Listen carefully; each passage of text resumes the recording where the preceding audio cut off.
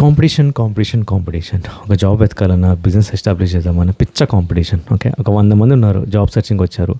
కానీ దీంట్లో మీరు అబ్జర్వ్ చేస్తే ఒక 95 మందికి జాబ్ రాదు. ఒక 5 మందికే జాబ్ వస్తది. మిగతా 90 మంది ఎందుకు రావంటే స్కిల్స్ లేవు. ఓకే. ఇది అక్కడ హెచ్ఆర్ వాళ్ళని అడిగితే తెలుస్తది మనకి. మనం 90 మందిని చూసి భయపడతాం మనం బేసికల్లీ. ఓకే.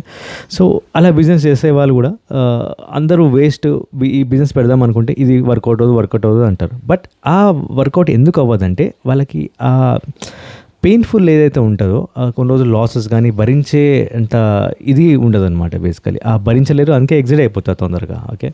సో, ఏ కాంపిటీషన్ వచ్చినా భయపడకండి. దీంట్లో ఒక 100 మంది ఉన్నారనుకోండి, 5 సక్సెస్ అవుతారు, అది తెలిసిందే. బట్ 9 మంది బయటికి వెళ్ళిపోతారు అవుట్ ఆఫ్ కాంపిటీషన్. ఇది ఎందుకంటే స్కిల్స్ లేక కానీ, కన్సిస్టెన్సీ లేక కానీ, గివ్ అప్ ఇవ్వడం కానీ జరుగుతూ ఉంటుంది. వీళ్ళందరూ ఒక టైంపాస్ బ్యాచ్ అని చెప్పుకోవాలి మనకి. ఓకే. సో, మిగతా 5%లో ఉండడానికి ట్రై చేయండి, కన్సిస్టెంట్గా ఉండండి, డెఫినెట్గా రిజల్ట్స్ అనేవి వస్తాయి. కాంపిటీషన్ చూసి భయపడకండి.